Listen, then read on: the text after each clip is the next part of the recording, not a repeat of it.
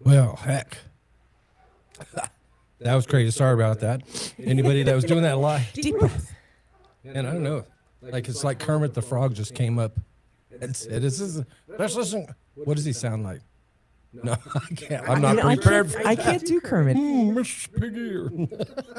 I can't. I would have to practice that one. I have to do some research. Yeah. I'm not But, good at impressions. So moving on. Let's second place. Kind of like I guess what I was trying to say. Now again, Kel, your challenge is going to be like relatability, right? Because we're not like again. Would you categorize yourself as different than most people? Oh, extraordinarily. Right? Oh, yeah. In a good way. In a good way. But the challenge is that even though there are some things that you may not be able to stand or agree with something, like, so this is one of those things where most people don't like getting second place.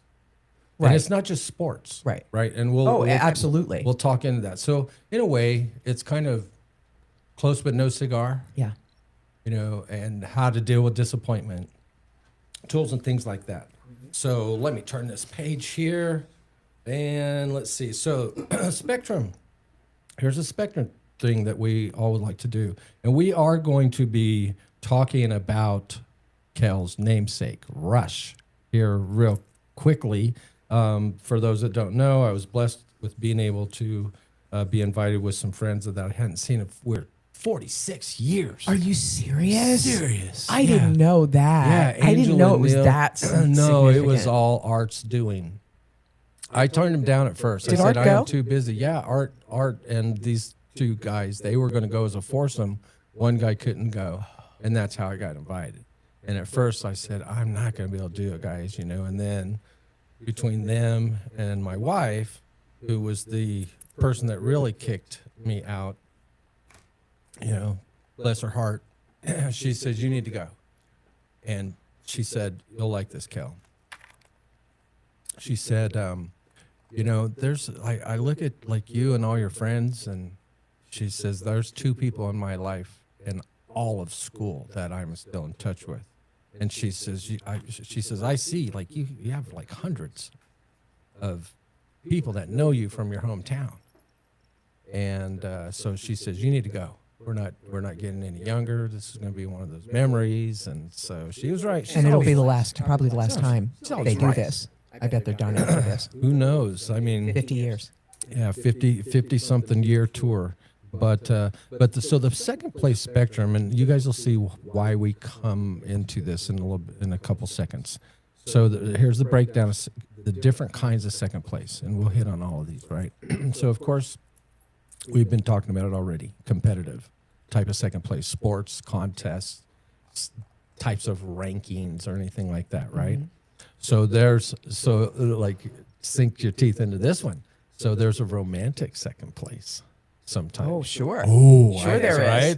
Right? Absolutely. Do you have those? And I will not end up in that position. If you have to choose between she and I, choose her. I am a priority, not an option. No, not like that. Let's say you have a crush on somebody. Mm-hmm. So mine was, sixth grade, Roberta Crace. I'll say it. She's still out there she lives in the coast now. But people in school who hear that, they will laugh. Roberta Crace. She knows it too. Sloppy seconds? Yeah. No, but no, she never told me, I was never her boyfriend. Never got to hold hands with her. Nothing. Never. Nothing. Never got close. She just wasn't interested in me. So I was always second place in my mind to somebody else. Oh, She was always I see what choosing you somebody mean. else. I see what you mean. You know, or Oh, see, to me, that's not a ranking. That's either or. there was a girl. Ranking I'm not means there's gonna still na- a chance. I'm not gonna name If you're her. second place, that means there's still an opportunity if first place falls out. Well, and this is where the next one is. And there's probably not the only one. But this one in particular, I mean, I really like. This is a downtown girl, high school athlete, also an athlete. And I was already thinking, like, we went out. Finally, because she always had a boyfriend. Always had a boyfriend. So finally, she didn't have a boyfriend. We went out. And, just a couple times. And then she went out with this other guy. And then she kept going out with him and is still married to him. How interesting. Right.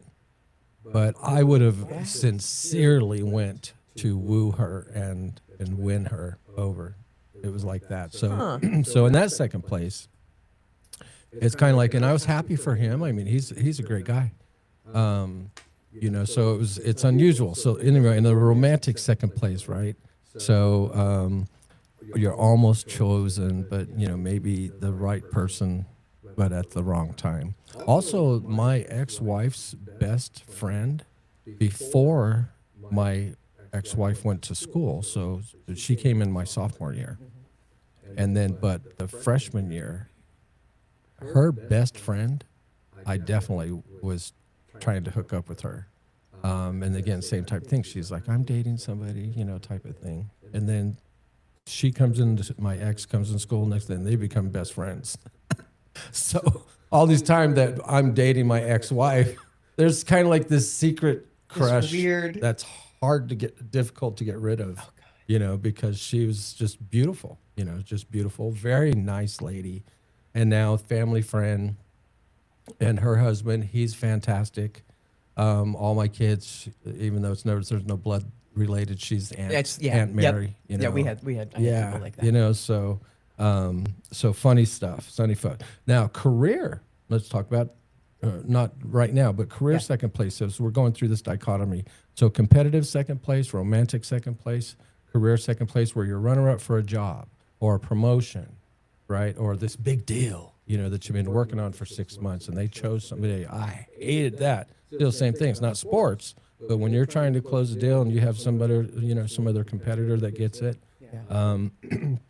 sometimes there's a creative second place, right? If you're an artist or a band, right? You're like trying to get in as an opener from a touring band. I've happened before. Smash Mouth.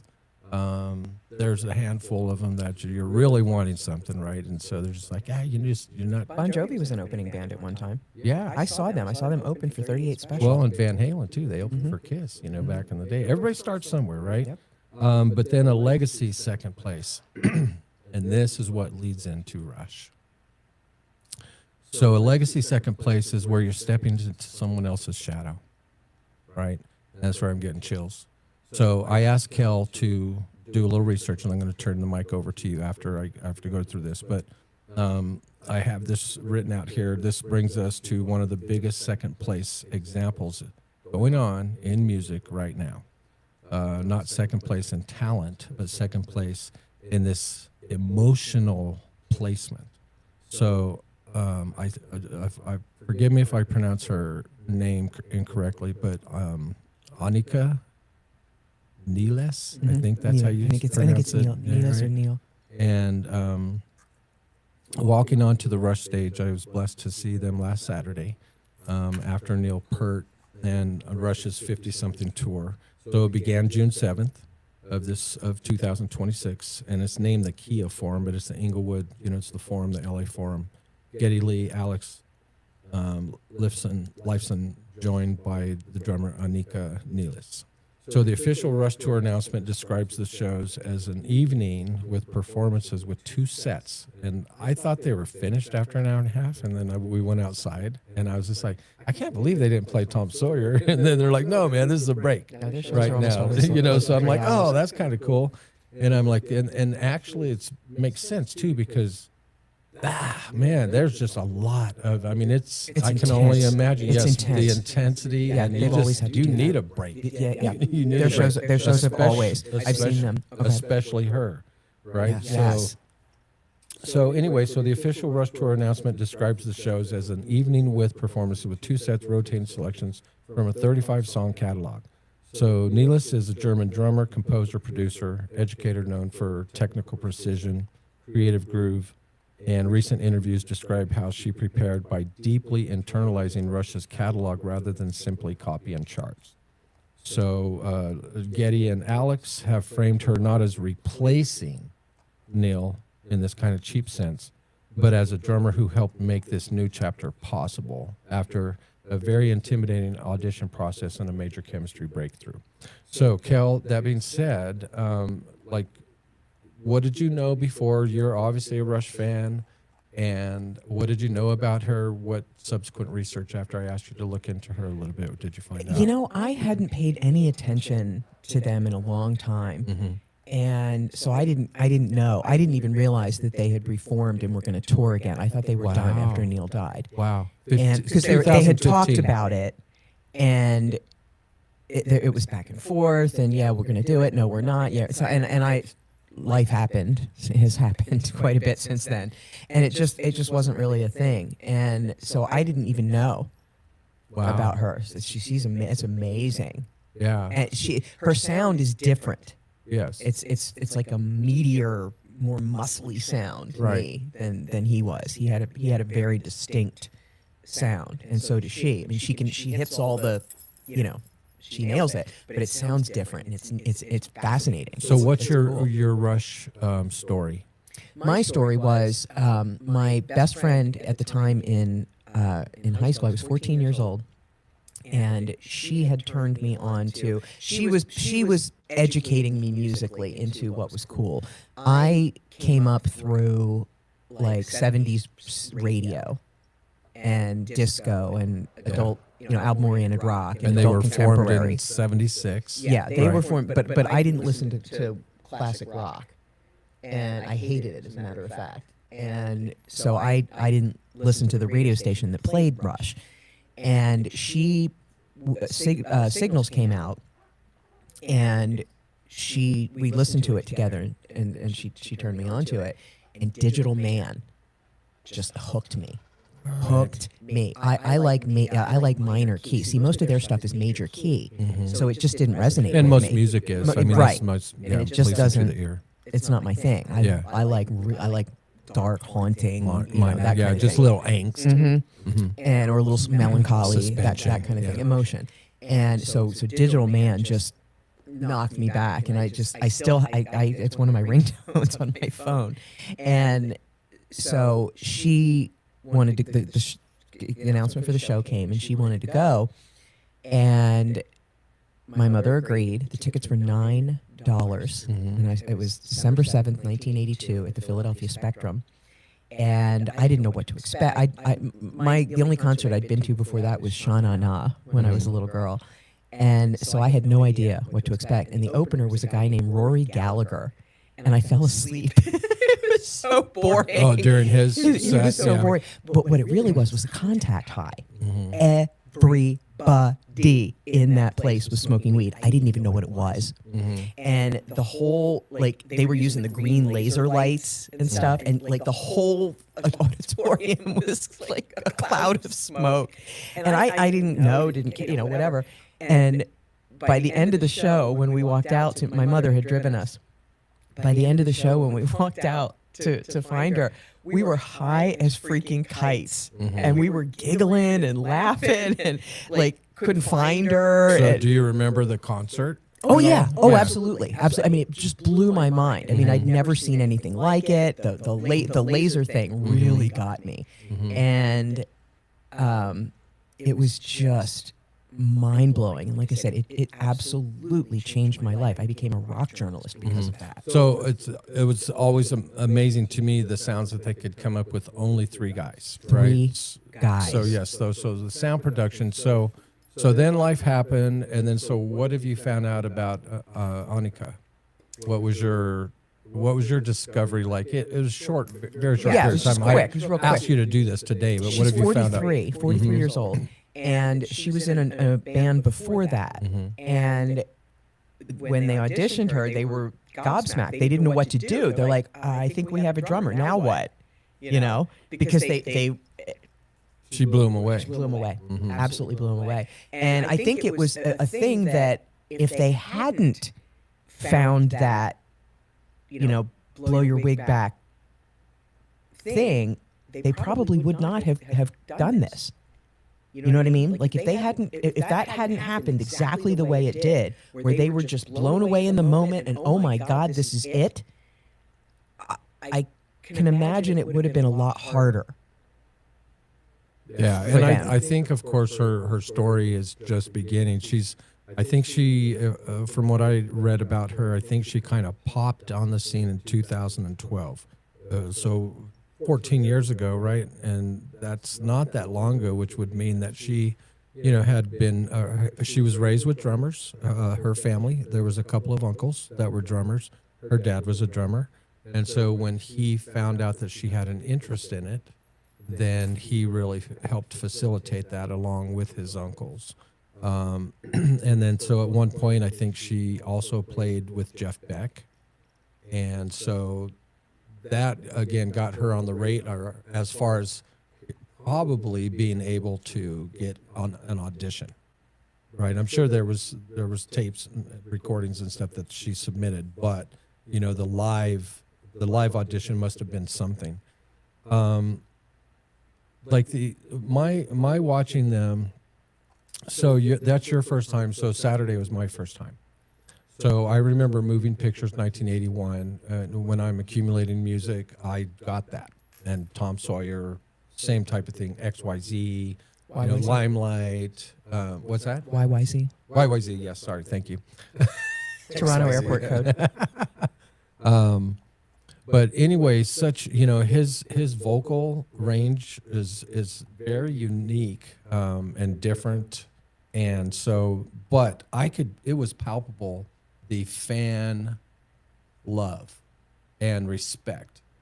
And also with Rush, rumor has it that because they were so technical, they weren't a real big hit with the girls. Right. They're like most girls did not like them because they weren't dancey pop, type of it's thing. Complicated. It's complicated. Yeah. I like that. Musicians The liked relationship was complicated Yeah. with girls, but it was great. So the day was like this. So L.A. traffic, typically we got to the hotel, all that stuff.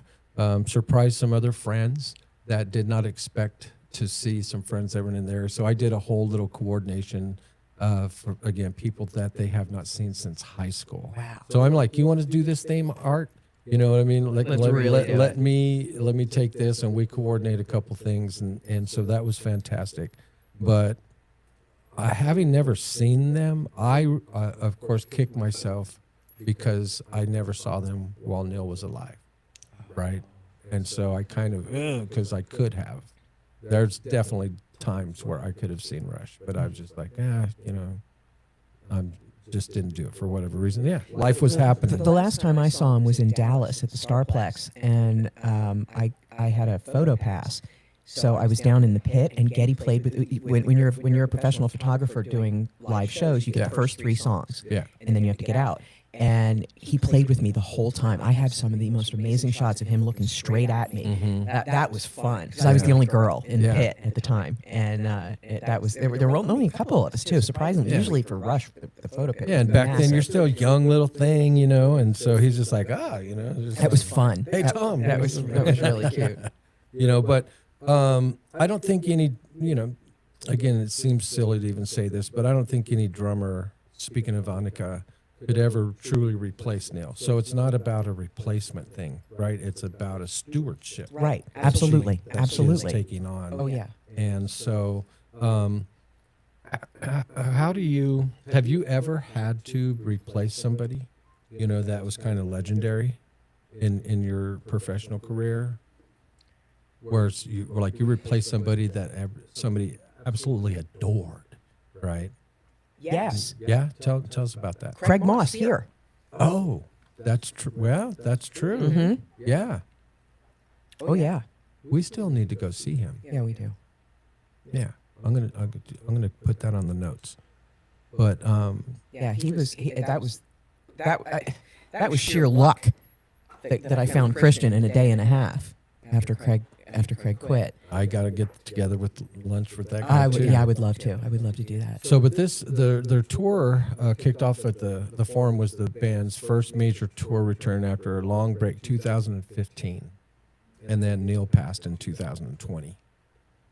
So within 6 years, and like I said, it's kind of this opportunity for them to kind of, I don't want to say reborn.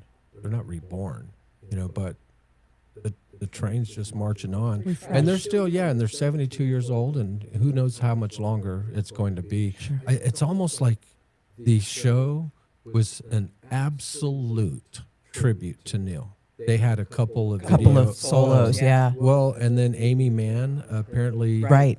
like the first time she ever performed with them live is on this tour, Wow. right? So the whole Neil Peart, and another thing I found is like he was quite the lyricist. Yes, he was. I mean, so he's the drummer, and everybody knows the skill that he brought, and a very drummer centric. Because it's like I'm listening to the music and breaking it down more than ever before. Obviously, this last week, and so of course you have the drum section, the rhythm section with the bass player. So the drummer and the bass player, they're always communicating back and forth, making sure that they get the syncopation correct. But Geddy will be rolling along with the bass line, and then it's Neil with his attacks. It's like there's this continual little accent that like no other drummer has that signature that he did. And so Tom Gordon, so here's a couple of little nice things that Local studio wizard. Yes. And so Tom Gordon's huge Rush fan freak. Like, as you can imagine, as a music producer and engineer, he knows everything about Rush from just thousands and thousands of hours of listening to him over his lifetime. And so his thing, so he's been there, I think, all 4 shows. So his bride, Jill, it was her first Rush show the same night I went. Oh, they went? They were there? Mm-hmm. No way. The whole week. Oh, that's awesome. Right. And so she went to her first one on the same night that I was on my first one. Did not know it. I knew he was down there for the opening one, but I did not know he was there all week and that he was there the same night. I would have tried. Was this the tour kickoff? Yeah. Oh, I didn't know that. Yeah. And Rush has more sold out shows at the They LA had to- Forum than any Anybody. band How in interesting. history. Well, this was originally only 7 or 8 dates, and they ended up having to expand it. Yeah, They're no, gonna- it's like- they're going to do 84. Art got like I think he's going to do another one in October. But anyway, so Tom. So once I found out that he was there, I was like, oh, that's cool. You know, this is my first one, and he loved that. And then so after the show, I think maybe 1 or 2 days afterwards, I'm scrolling through Facebook, and there's a quote on Live Nation's page. Actually, it was on a Canadian musical page, but it was on Live Nation's Feed. website feed. Yeah. And who was the quote from? Jill Marlene. About Anika. Anika. What did it say? It said that, you know, that she did something fantastic, and I can't recite it, but I saw that, and How I'm crazy. like, and it said Jill Marlene via Facebook as the credit Oh, for neat. the quote. And yeah, and then so I put it on Tom's wall. I'm just like, hey, your bride was quoted, and so he blew him away. Did they get married? Are they married? Oh now? yeah. And then Jill was just like, what? And so anyway, that was a lot of fun. So Rush, Kel, would you see them again? Oh, God, yeah. Right. Oh, in a heartbeat. All right. Before we go on, go ahead and do this. So we're talking about second place. A little laughing crickets here, Kel. Let's talk about dogs. Going to a dog show. And so you have all these different breeds, right? So which dog breed always arrives in second place?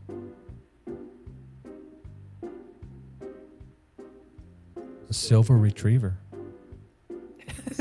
There is such a thing? No, it's Oh. a joke. Oh.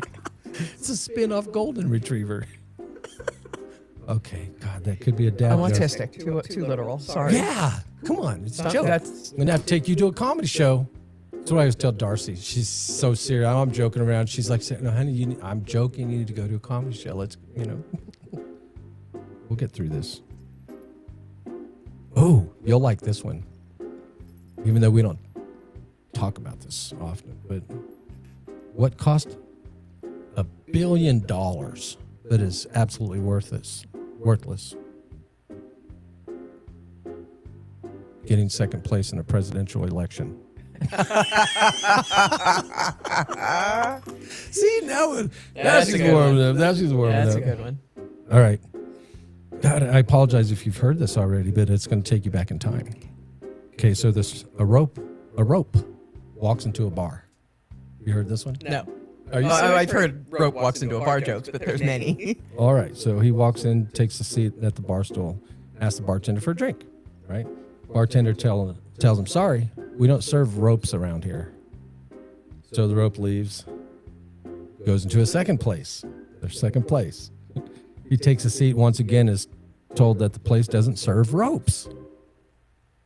So he's frustrated. And so he cuts himself into a bunch of different pieces, right? And ties himself up into knots. So he's not just a plain rope, right? And then the next night, he goes and he scopes out this new place, and he goes in, and the bartender asks him, hey, you're not a rope, are you? And the rope responds, no, I'm afraid not. Okay. You have heard that. It was that one. It was that one. All right. God, I should be doing these crickets on some of these. All right. A man entered a contest to see who could chop down a tree the quickest. So he has a queer. He has a clear lead. He may have a queer lead, but he starts swinging the axe faster and faster out of excitement, right? And with the tree ready to fall, he takes a misguided swing and chopped off both of his feet, right? He was just too excited, too busy, and he chopped off both of his feet. And so, but he stayed in the competition, gave it that old try, right? And he got second place. And so while being interviewed after the event, the man said, yeah, I had a good time, but the worst part about coming in second place was the bitter feat of being defeated.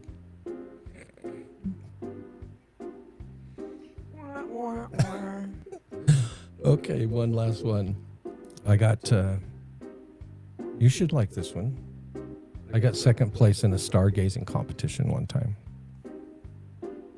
The winner got a telescope, but all I got was a constellation prize. That's cute. All right, that's it. All right. Sorry about that. God, I struck out.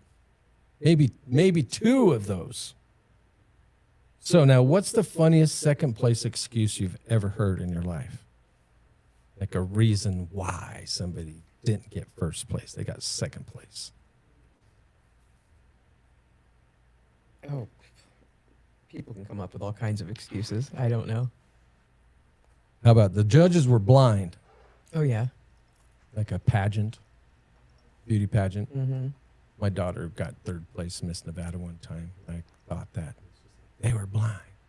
No, and there's always conspiracies in beauty pageants. The funniest that you've ever heard, what about, I wasn't even trying.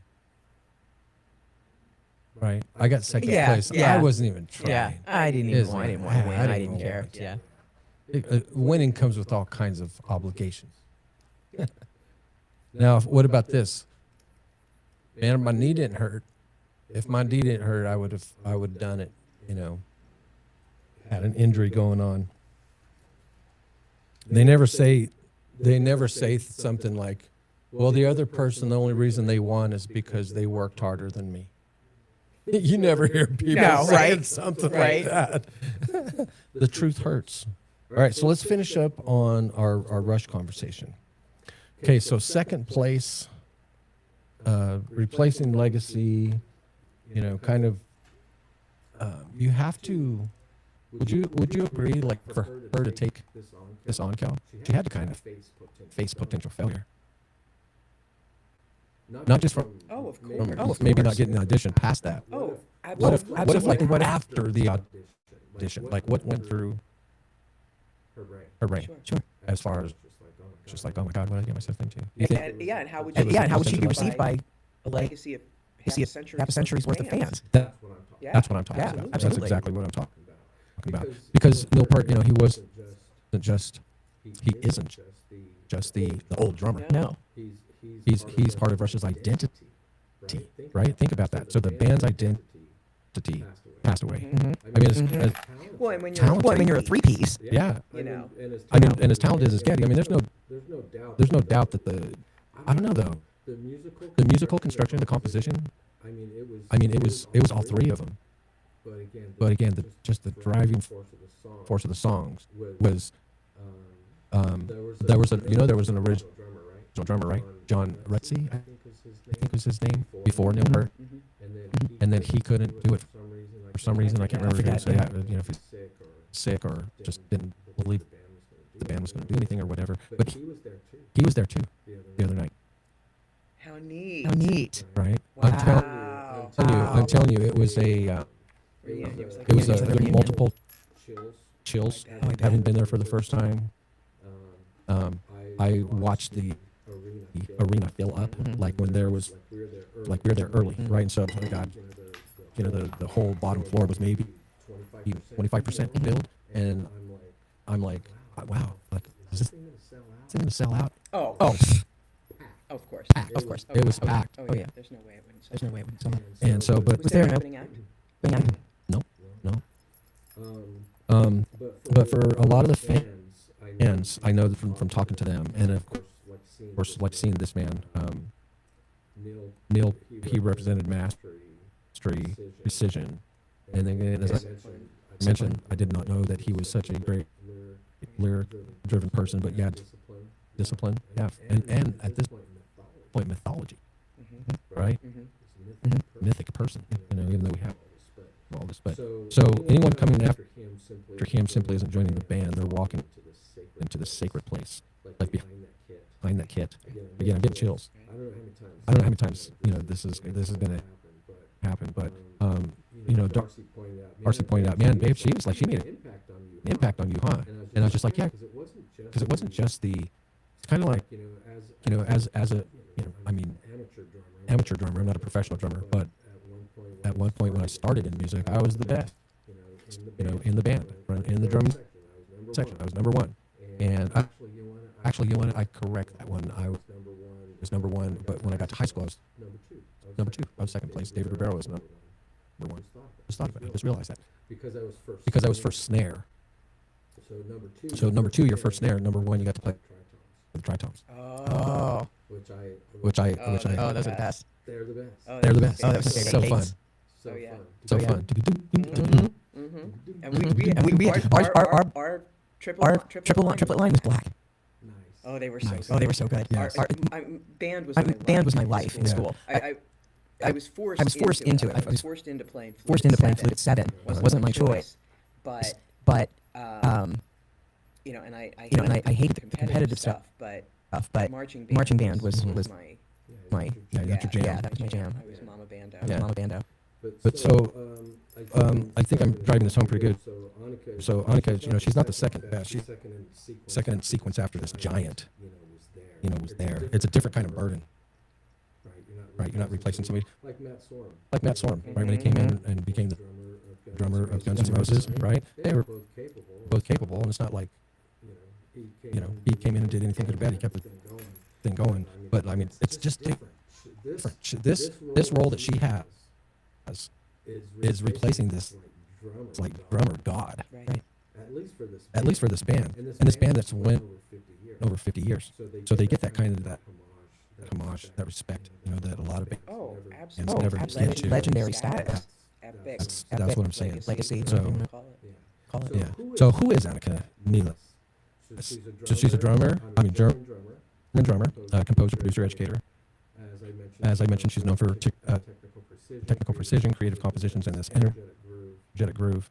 Built a strong reputation in the drumming world before Rush. She toured with Jeff Beck, highly respected by players. Her preparation for Rush involved listening, chunking, and internalizing feel, not simply memorizing these charts. So Tom Gordon said that she played about 85% of what Neil recorded. Like, perfect. Right. So think about that. He could actually break it down, and Sure. he was like in tune with. I could do Well, that. I could do that. I can do that with Danny Carey and Stuart Copeland. Copeland. Yeah, Danny Carey. Those are my two favorites. Those are my two favorites. That's number Yeah. one Yeah, those are my right two now. favorites. Yeah. Me, Yeah. to me, he's the best in the world right Yep. now. And so anyway, so these things like that. So she's not the point. She's not pretending to be Neil. No. Right? No. She's Not even respect. close. Like I said, her Close. sound Like I said, her sound is, her drums aren't tuned to his sound. to his sound. They're there. It's Oh, no, it was- It's a lot Yeah. thicker. It's different. It's different. It's different. Yeah, I mean, she doesn't have his circular kit, like in totally circular, but again, she's nailing it. I mean, what she's doing, I think she's respecting the language, the Absolutely. Rush Absolutely. language. She's respecting that. She's And she's not mimicking it. because sometimes musicians like they want to make it their own. They want to put their mark on it, right? They don't want to copy or emulate another musician. But again, what she's doing, that's the assignment. Well, that it is. Right. That's what I mean. Right, that's what I mean. It's the assignment. It's like the assignment the assignment isn't to put your own flair into it. into Yeah. it. The assignment is to To follow the process. follow the process.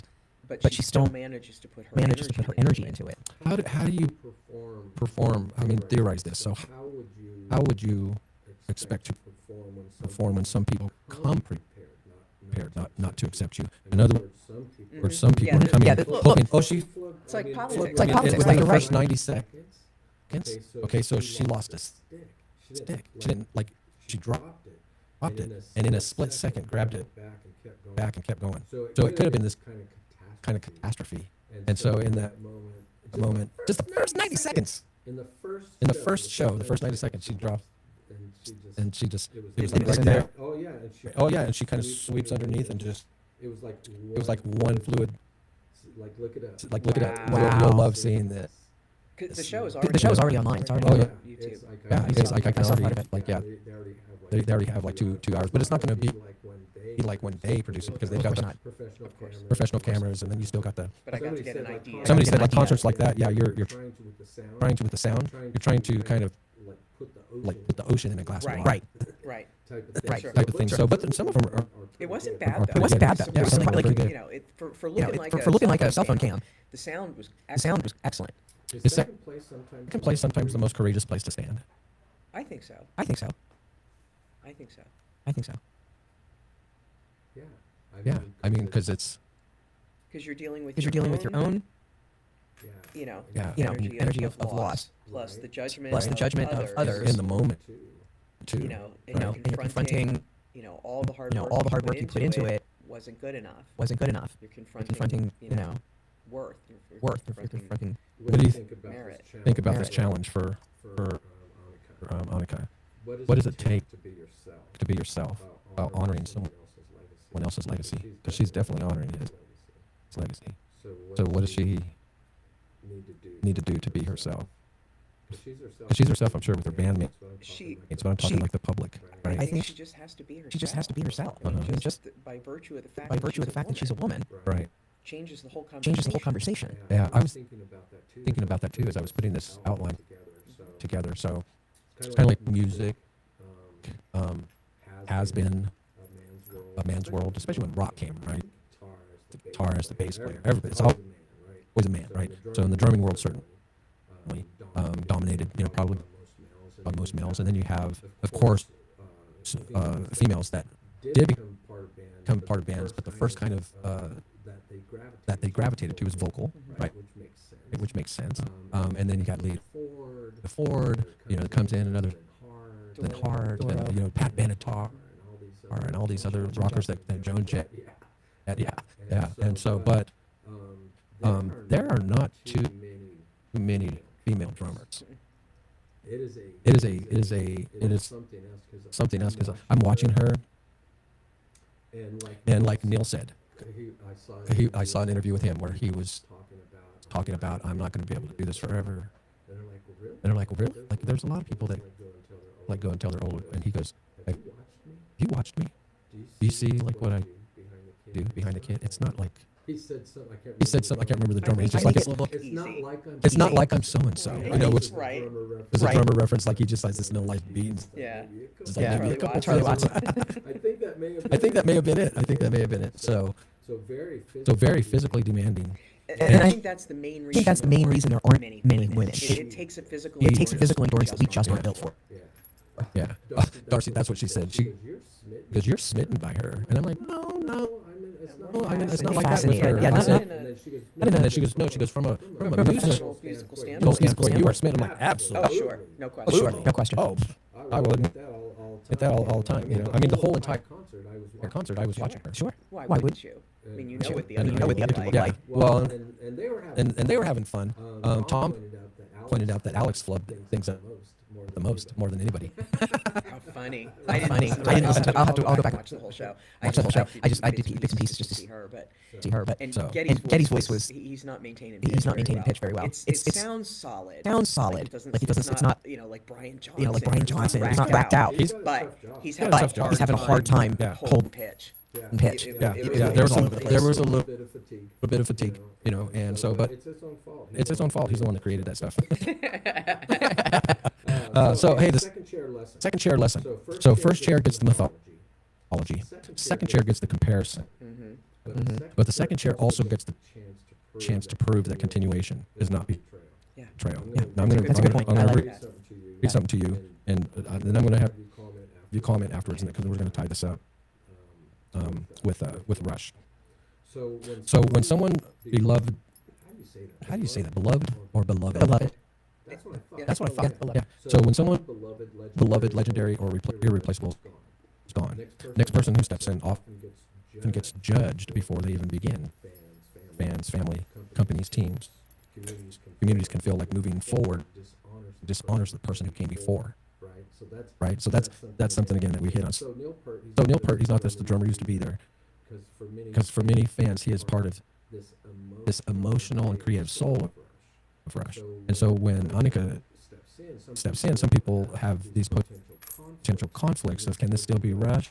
You know, is it disrespectful, you know, to him to continue? Is it something that he would have wanted someone, right, to come in when he can't really be replaced? So point here is that continuation is not replacement. As I said, it's the stewardship, Yeah. right, that she's now taken.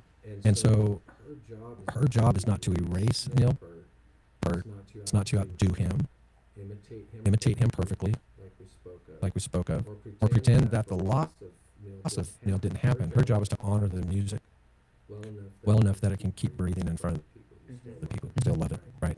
So that applies far beyond music. So getting into this, Kel, right? So a new spouse, after somebody has lost a partner, is not betraying the past. No.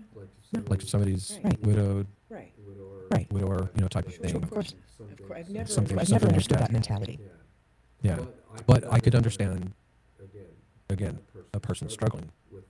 I with can that. understand. I can the understand the person person struggling with it, but I've I've never understood the external. I mean, you know, the people involved in the situation is in one the situation is one thing, but but people external. Colonel Oh yeah. thinking, Oh, you're gonna. Like, you it's know, none of you're your gonna- what about John? You're gonna marry Sam? It's Sam? none of their business. You know, You know, now, if they do it like a month after he's buried,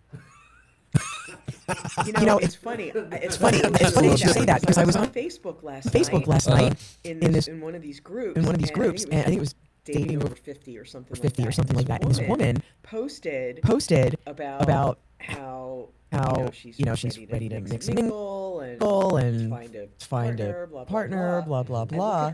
I look at her profile. I look at her profile, widowed June 10th, 2026. 2026. What's today? yeah. What's today? Yeah, see, that makes, you know, that's one of those things that makes you go, Exactly. Exactly. you know. So, but also a new leader after a beloved founder is not erasing the founder. I can imagine again, same type of thing. If somebody passed or moved into a different job, retired, things like that, and then the person that comes in that replaces them, it's sometimes a tall Absolutely. order to And We've Bill, seen you it know. we've seen it happen And this many times. many this times. comparison is it's natural. Well, sure. Well, sure, and we've seen it destroy companies. Mhm. I mean, I mean, you know, you know, it's if you have like some legendary founder and usually they become legendary founders because they've created something brand new in the marketplace, and it took their energy and their drive to build that. When that gets removed, it's really hard unless you have built it with co-founders who still have the same energy towards it that you did. If you're the one guy carrying it and you walk out out the door, that's really hard. Look at Apple. Look at what Apple has been. Look at what Apple has been through. When Jobs left the first time and they brought in a Pepsi jerk. And then when he died, and now it's old Bart Tim Cook. And the company has just been all over the place ever since. They're market dominant here in the United States, but not in the rest of the world. Most of the rest of the world completely rejects it. And so it depends. It depends on what it is. I mean, if it's a widget company, nobody really cares. But if it's something visionary that has been paradigm changing, that it's much harder to do. Yeah, exactly. And again, the point is these things apply far beyond this music type of example. Another example would be a coach after a legendary coach retires, right? Steelers. So, coach, great, yeah, Cal. Had three. Well, now Tomlin now, yeah. So it's going to be interesting there. Yeah, that'll be very interesting. A new chapter in your life after grief is not proof that you forgot about the old chapter. That's of course not. Of course not. And some people get beat up, for things like that. So second chair doesn't mean second best. Sometimes it means you're trusted to carry something sacred forward. And the challenge is proving that moving forward doesn't mean that you're betraying what came before. It means that you're honoring it by keeping it alive. That's exactly what she's doing. Let's see. What do you think about this? Sometimes second place is where you learn whether you're performing for applause or performing for purpose. Yeah, that's a good point too. I thought about that, and I was just like, God. So when I was doing the band thing, like I was doing it for smiles, hopefully, just people having a good time. That was, I guess, my purpose. But there's times too where the applause. That's after you're done, after a song, after set. The applause. If they're not applauding, that's not a good thing. See, that's always been weird to me. Yeah. What do you mean? Like getting applause. I've been so unrecognized and unheralded for huge, massive things I've done that now it feels gratuitous. Like don't bother. Don't applaud. Yeah. Don't applaud. But no, I'm talking about from a musical standpoint. If you're a band on stage and Sure. nobody's applauding after you finish, yeah, that's a little. That's not a good sign. Yeah. No. I can't I imagine. can't imagine. All right, let's do the. Unless it's a new band, like just some local band. But like if it's like a big, Yeah, exactly. I can't imagine like a I big can't imagine like a big one. Hey, and it happened. Shoot, Nickelback. They walked off stage Really? before Really? Oh yeah. Oh. Well, they suck. So, so I mean, No wonder nobody reacted. Yeah. Who There's- even who- why would why would anybody anybody go see Nickelback? Go see Nickelback. Who else Creed. comes to mind? Creed. Creed. No, they didn't walk off. No, they didn't walk off. No, they didn't walk off. I don't Like think John I've seen them. Mellencamp. I know. No, he has. Oh, Oh, really? Yeah. And then what's that comedian? Can't remember. But yeah, it happens. You do walk off stage. But so lightning round. So you're gonna say that this is fuel or foolishness. Okay. So rapid hits. Looks like I got about 8 of them here. So fuel or foolishness. I can't talk today sometimes.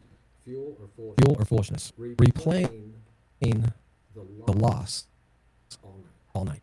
Just in your mind. Foolishness. Foolishness, right? Absolutely. Yeah. It's kind of like I'll think about this. But I gotta get some sleep. Don't stress out. Okay.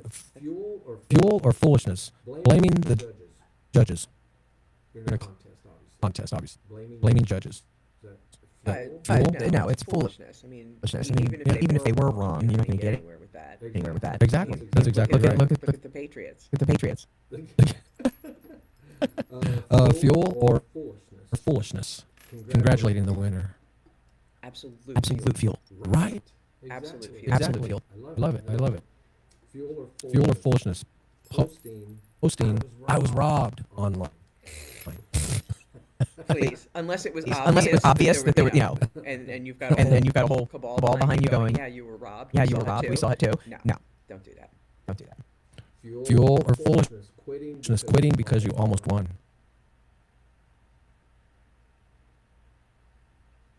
I love you're thinking about that because it's like I told you about that earlier, right? There's some nuance. There's There's a lot of nuance there. Only Only if it's a like such a pivotal moment in your career career, of whatever it is you're doing in in that competition. competition, Like where it's like if I don't win this one, I'm done. win this one, I'm done. kind of thing, or or I've done this for so long. done this for and so I long and I ever only ever get so far. far. That's one thing. That's one thing. A rage quit? No. No. Like Yeah. just Like, because, just because I didn't. oh, fuck it, I quit. No. Did I quit? No. Yeah. But if If you're making a if decision, you're making a decision, like okay, here it is again. here it is again. I'm still, I'm still second. I'm still second. I put in all this work, all this money, all all this time, all this whatever effort towards towards this, this, and I could and I can only, I I keep keep butting up against this. It's Yeah. telling me. It's telling me something. You're talking about the point of diminishing return. Yes. Yes. Fuel or foolishness. Trying to copy first place. Exactly. Absolute foolishness. Foolishness. Yeah. Right. Yeah. That's a mark.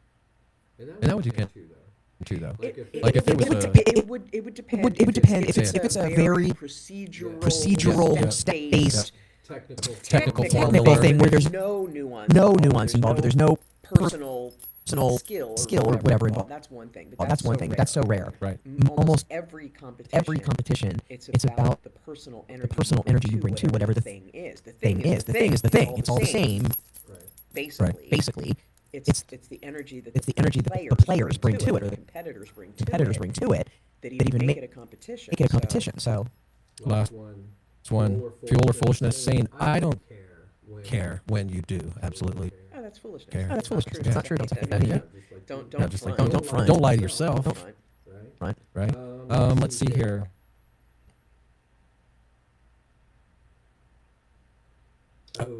Oh, I like this one. When does fighting for someone become fighting against yourself? In a bad relationship, in a toxic, any kind of toxic situation. toxic situation, You you know, know, where it's clear their behavior is negative, and you're and you're supporting it or defending it. Right. That's Is love supposed to feel like a competition? No, it's absolutely no, it's absolutely not. But often becomes. becomes. Yes. Yeah, no, it and- absolutely shouldn't.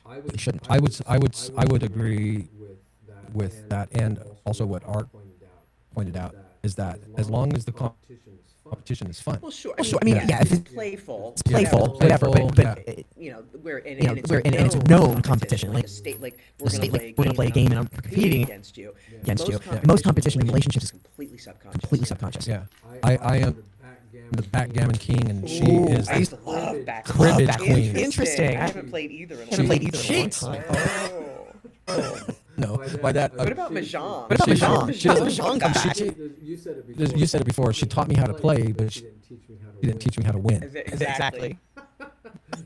She denies it. Go. But now, what do you think about this? If you have the campaign for a role, you may not be the lead. You may not be the lead dog.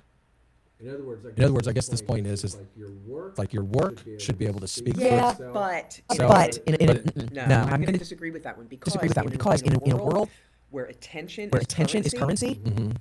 and there are 8.2 billion of us all trying to earn it. all trying to earn it, Right. I see No. that. No. Saying. No. Yeah, and it may it may be situational. Yeah. Because it depends on I guess the context and what you're doing. Like if you're, what would be an example?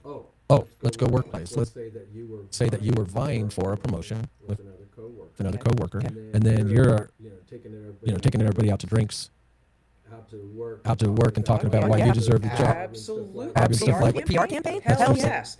Yes. Hell yeah. Absolutely. A personal marketing campaign? Fuck Fuck yes. Okay. I'm I'm all all for it. for it. I'm all for All it. for it. Interesting. I've done that. I've done that. I like It works. All right. All right. So, Little little rundown actually regarding regarding that. So runner up. Let's look at Second place. So runner up. So runner up in the promotion. So the number two. So the number two, the person that's just on the outside looking in. So number two. For a promotion, they can be dangerous Extremely. In a good way. in a good way. And in a bad bad way too. bad way In a too. bad way too. Mhm. But yeah, so that make jilted, sure you're target. undermining, type of thing.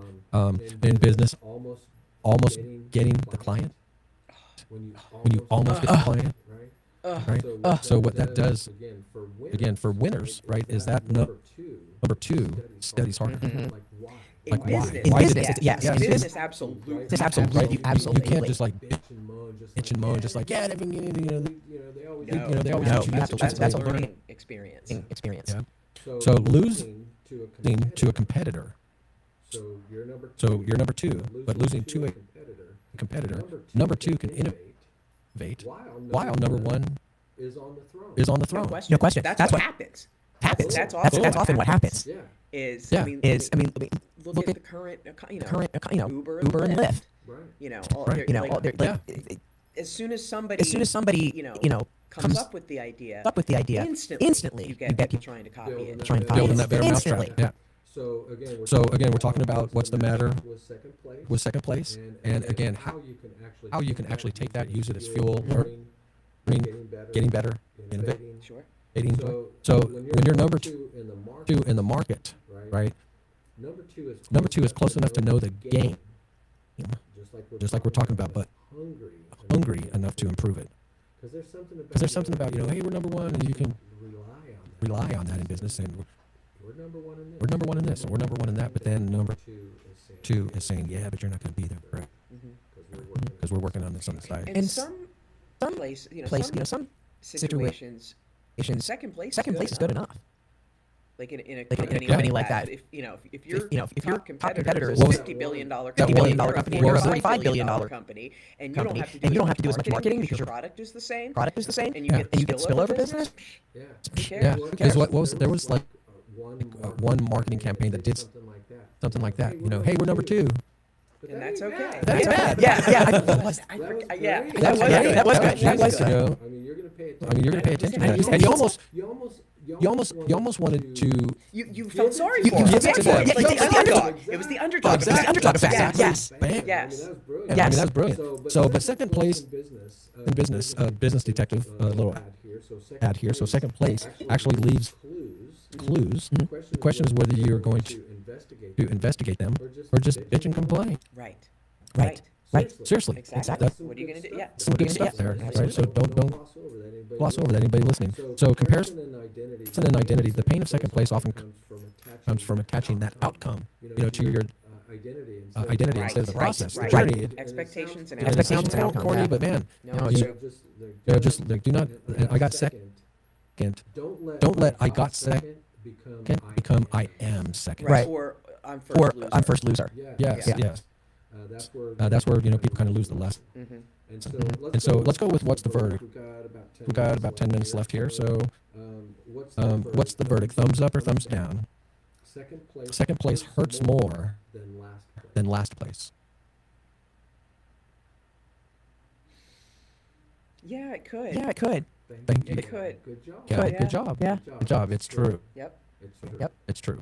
So So thumbs up on that one. Thumbs up or thumbs down. Almost winning. It proves that you do belong. No No question. question. Absolutely. Absolutely. Yeah. Thumbs up. Thumbs up. Thumbs up or I thumbs think we missed that as a nation, as a nation and as and as a culture. in that we get so so caught caught up in number number one, in the winning, that we don't think about that. Right. Right. And, Yeah. and the rest of the field falls The off. field falls off. Mhm. because they don't get the recognition. Get the recognition, and then it. No, No, I like the fact that the Olympics very clearly delineates first, first, second, and third. and third. You know what I mean? You know what I mean? Like, Like, I like I that. like that in that it makes you recognize, yeah, they work their asses off too, Right. and are could have been just as good with one or two little technicalities. technicalities. Yep, exactly. So what's the verdict? Now this one we already covered this, but I it had to have it on the list. If you're not first, you lost. Yeah. If you're not first, you're the first loser. Types things like that. So you got thumbs down on that. So, thumbs up or thumbs down. Comparison is useful if it becomes data. Absolutely. Absolutely. There you go. Only It's data.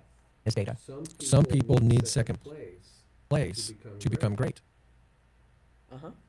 Yes, I agree with that too. Sometimes you need second place, a little humble pie, and like Mike Tyson, he was undefeated, and then came along Buster Douglas, fighting for his mama.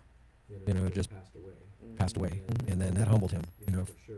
For sure, he had to work hard, to get it back, and then comes Evander Holyfield.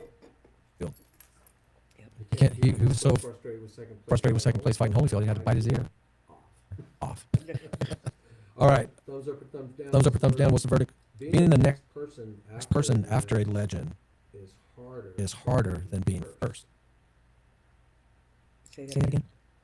Being Being the next person after a legend is harder than being Of course. I agree. Because with, once once you people are calling you a legend, a lot of times you're getting by on that. Yeah. Like you're getting by Like on you're getting by on their idea of you. Yeah. in the past. In the past. It's easier to be a trailblazer than to follow a Yes. trailblazer. Yes. Yeah. Thumbs up, Thumbs down. Silver medal energy is underrated. Mm-hmm. Right? Kind of like what the show's about today. Thumbs up or thumbs down. Thumbs down. The best winners learned how to lose well. Mm-hmm. Yeah.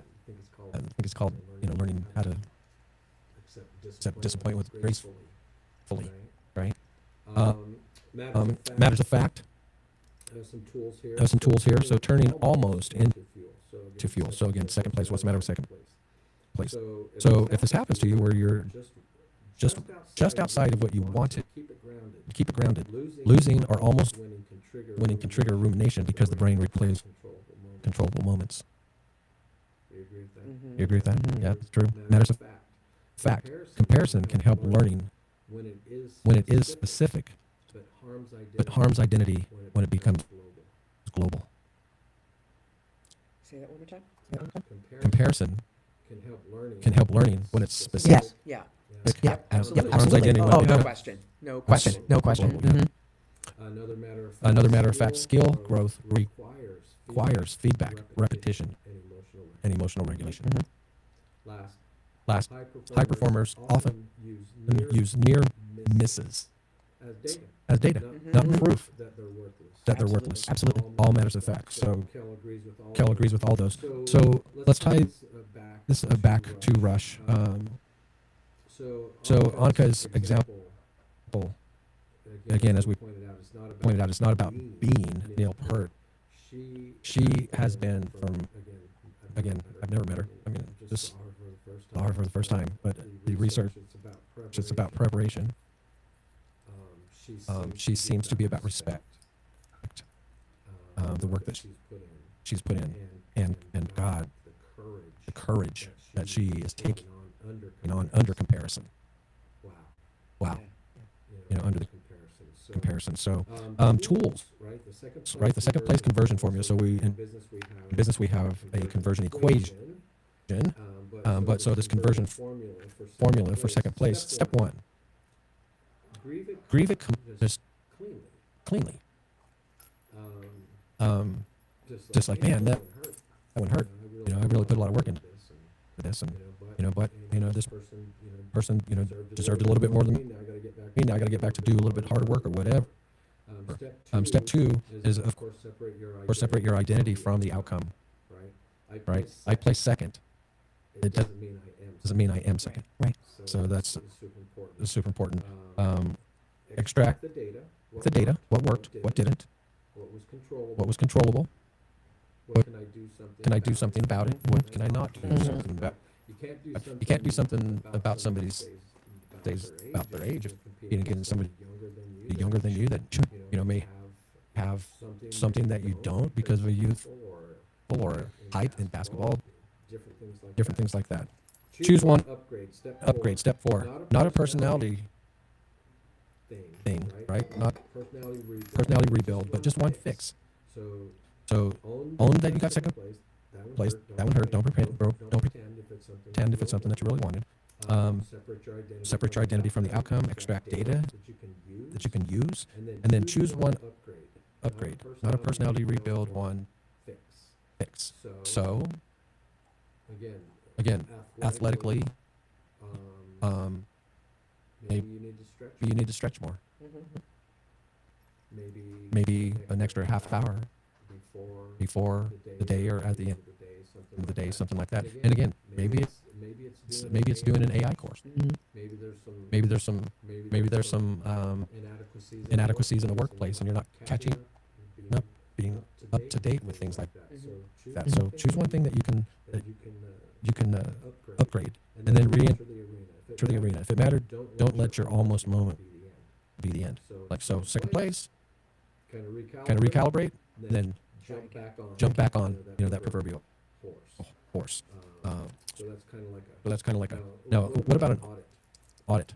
An almost audit. Let's think of it like that. So if you almost got something that you really desired, what did I do well enough to get close? What are the things that got me there, right? What gap prevented me from being first place? Am I mad because I lost, or because I know that I could have prepared better? That's a good one. That's and that's the hard thing. The hard thing is when you did every goddamn thing you could possibly do, and you still can't do it. That's the hard part. Like it's like if you Like it's like if you know, you could have done an extra rep or an extra lap or an extra practice or an extra whatever, and didn't because whatever. But then when you're like, no, this is all the fuck I've done for the last X amount of time, and I still got this result. That's got to be frustrating. Yeah, for sure. But that's when you study the other guy and go, all right, what did they do that I didn't? Exactly. And is it something I can obtain or not? Yeah, and then you want to tap back into that motivation. So lastly here, silver still shines. So the silver still shines challenge is It tarnishes and gold doesn't. Yes. I mean, good point. What's the matter with second place? It'll still tarnish. So you have to keep shining. Is what my point is. You have to keep shining. You have to keep cleaning and shining and rubbing and brushing and burnishing and exactly. Okay. So for the next 7 days, the challenge is name one area where you kind of feel second place. From a feeling just like I could do better. In this, I'm second to myself, right? And stop if you're doing it. Stop using it as shame. That doesn't help anything. Right. That's a good point. Turn it into just one training move. Right. So how do I feel second place? Just it's like I'm not ashamed about it. But I can do better. And then so what's one thing? Again, get up early in the morning. One extra set of yoga, whatever you're doing. Yeah. And then say almost is information. Just almost like getting close. I'm getting close. I'm getting more information on how to improve. All right, Kale. Well, I mean that's all I got today. Outside of the laughing crickets fiasco, what are some of your feelings about the show today? I thought this was really interesting. Plus it was always fun to talk about music. Always fun to talk about music. Yeah. She started a new podcast. Yes. I keep threatening. About music. Yeah. Adrian got godsofrock.com. Oh, that's right. Oh, that's right. Yeah. So yeah, I got stories. And connections. she's working on it. All right. Well, thank you for listening to episode 51 of What's the Matter podcast show. Today we talked about second place, that strange place where you didn't exactly lose, but it doesn't feel like you won either. So we looked at competition, love, career, comparison, and the pressure of stepping into someone else's shadow. Oh. With my Rush experience from in LA, we talked about Monica, Neil Peart, Lexi, what it means to honor greatness without disappearing inside it. Second place can stain, but it can also sharpen you, right? Kel? Can show you that you belong, reveal what needs work, and remind you that almost is not empty, it's information. Big thank you. Big thank you to the sponsor, World Matters Incorporated, and the creative producer of the show, Big Bongo Productions. So, next week, Cal, we're not going to miss this next Wednesday, episode 52. You're going to like this. What's the matter with idiocracy? Oh, right on. We're We're going to ask the uncomfortable question. Are we being dumbed down?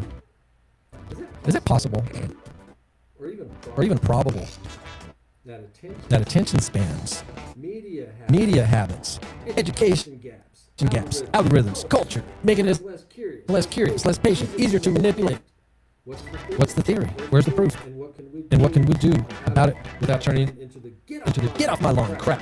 So then be Vigilant, be kind, and always remember that what you say matters. This the G-Man for Kel.